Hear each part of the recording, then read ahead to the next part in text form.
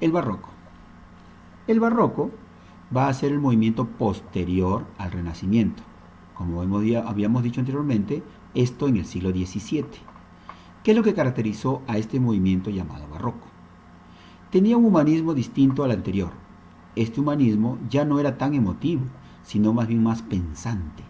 Era un humanismo que se detenía a pensar y a razonar sobre la situación que se daba en aquella época. Y como eran tiempos difíciles, a pesar de todo el auge que ellos vivían, esto fue en el siglo XVI, en el siglo XVII hubieron acontecimientos que van a generar que la sociedad en su conjunto tenga ya un ambiente más negativo, más pesimista en comparación al siglo pasado. He ahí que el pesimismo también era parte de su característica. También se fijaron más en los asuntos de la sociedad, ya no tanto en el asunto individual que tenía el Renacimiento, sino más bien en la comunidad en su conjunto para observar sus problemas. Pero también era artificioso y mitológico. Esto quería decir de que tenían su lado intelectual, su lado complejo, su lado culto. Es decir, que estos autores eran muy selectivos y estaban emparentados básicamente en las altas esferas académicas. Por lo tanto, también podríamos decir que los barrocos estaban circunscritos en grupos pequeños de carácter elitista y solamente estaban dados hacia ese grupo. Por eso es que emplean cultismos, que vienen a ser expresiones propias de la lengua culta, específicamente del latín, que a pesar de que ya no existía como una lengua propiamente dicha, existía en el vocabulario de los autores cultos, de los autores intelectuales, de los filósofos en primer orden, y de los artistas, por supuesto. Era una literatura reflexiva, ¿no? Trataba de asuntos que buscaban no solamente el carácter individual, sino más bien el carácter colectivo, sobre los asuntos de la sociedad, de la humanidad, para pensar sobre ellos y ver diferentes formas de cómo se proyectaban hacia un tiempo posterior, dado que el momento que vivían no les era muy propicio. ¿Quiénes representan este tipo o este movimiento? Vemos aquí a Cervantes Saavedra, ¿no? Luis de Góngora, Quevedo y Calderón de la Barca.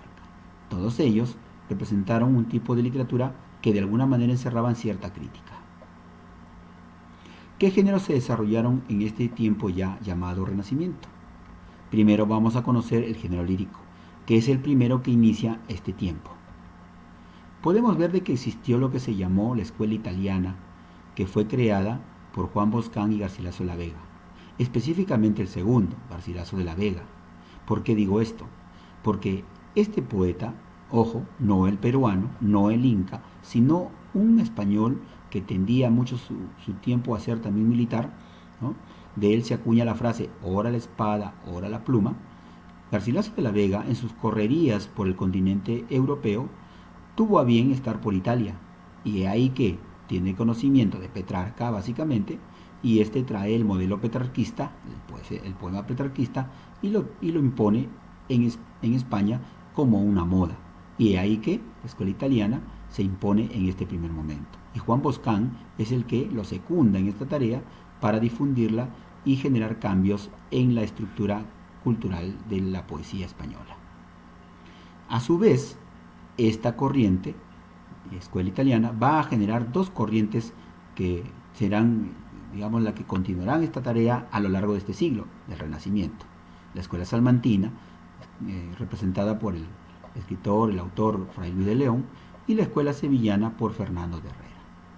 Asimismo, ya en el siglo XVII, el barroco traerá como consecuencia posterior una variación en las estructuras de este tipo de escuela, y se van a generar a manera de contraparte la escuela conceptista, ¿no? Representada por Francisco de Quevedo, y la escuela culterana por Luis de Góngora y Argote.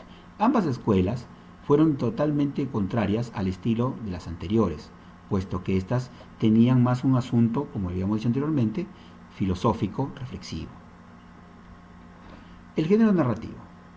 Este género tiene como elemento central las novelas, y dependiendo, ¿no?, del tipo o el contenido que tenían, se van a diferenciar en novelas de caballería, donde van a mostrar, por ejemplo, historias que eran reales y estaban asociadas a personajes biográficos, ¿no? Y su tema central era el amor y, por supuesto, el elemento religioso. Tirán lo Blanc y Amadís de Gaula son personajes que vivieron en épocas pasadas y que son traídas a este tiempo para ser cantados, o mejor dicho, narrados en historias que van a reflejar un poco su historia. La novela pastoril tiene como característica el que tenía una especie de novela romántica, puesto que hablaba del sentimiento del amor y de la pasión, pero que estaba emparentada con el elemento rural, con el elemento campesino, ahí porque se llame pastoril, específicamente los pastores, y estaba relacionado con el elemento natural, y ahí que los paisajes eran elementos principales y allí presentes en estas historias. Los 7 libros de Diana y la Galatea de Miguel de Cervantes son la muestra de esta obra, señalando que las anteriores son anónimas. La novela picaresca, su nombre lo dice, tiene como elemento central a un antihéroe, un pícaro, que era un jovencito que estaba ligado al mundo bajo de las clases más deprimidas. Y este jovencito tiene que sobrevivir y por lo tanto tiene que robar si es necesario. Y por lo tanto la novela aborda pues un elemento moral sobre lo que vive la sociedad y que también de alguna manera influye sobre la religión. Lazarillo de Tormes, que es anónimo, y Guzmán del Farache, que es de Tomás Aquino, son aquellas obras representativas, ¿no?, de esta obra. Bizantina.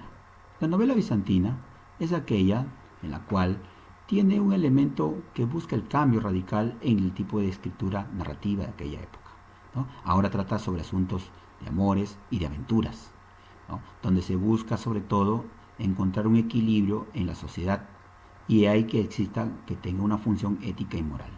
Persiles y Segismunda, que son los trabajos de Persiles y Segismunda, una obra póstuma de Cervantes, ¿no?, y El peregrino en su patria son las representativas de este género. Finalmente, el género dramático. El género dramático se va a diferenciar por la temática que va a desarrollar. Una de ellas es el honor, que está muy dentro en las características de la sociedad española y que lo tienen siempre presente a pesar de los cambios que están sufriendo, ¿no? Y ellos tenían que tomar en cuenta que una ofensa tenía que pagarse con sangre. La religión es el otro tema que se va a desarrollar en este tipo de género dramático o teatral. Se busca sobre todo criticar, ¿no?, el elemento religioso de aquel tiempo, siempre buscando cambios, básicamente, ¿no? Sus personajes son alegóricos. ¿Qué quiere decir? Que son personajes que representan no a un elemento en particular, sino a todo un conjunto, a una virtud o en todo caso a un pecado, a un defecto. En cuanto se refiere a la tradición nacional como tema, los autores van a buscar fortalecer el nacionalismo, ¿sí?, de tal manera que van creando canciones para ser representadas, ¿no?, y que a su vez también van a generar en comedias que van a representar de manera crítica la situación de aquel tiempo para fortalecer, ¿no?, el elemento nacional que estaba un poco venido menos. Va a tratar asuntos caballerescos, pastoriles y mitológicos, que están emparentados con la influencia de la cultura grecolatina, ¿no?, la cultura clásica griega. Y finalmente vamos a tener en cuenta que aquí se van a desarrollar dos tendencias, una popular y una culta, o sea, un teatro culto y un teatro popular. El teatro popular representado por Lope de Vega y el culto por don Pedro Calderón de la Barca. Cada uno con sus características y que en su momento vamos a hacer una mención bastante especial. Bien, de esta manera hemos hecho un vistazo de lo que es este momento literario del Renacimiento y aquí les dejo esta fichita para que ustedes, ¿no?, desarrollen haciendo un reforzamiento de la información recibida, identificando a sus personajes que hemos mencionado los autores y con los datos que ustedes van a completar para completar esta cartilla informativa. Un gusto saludarlos. Saludos por casa.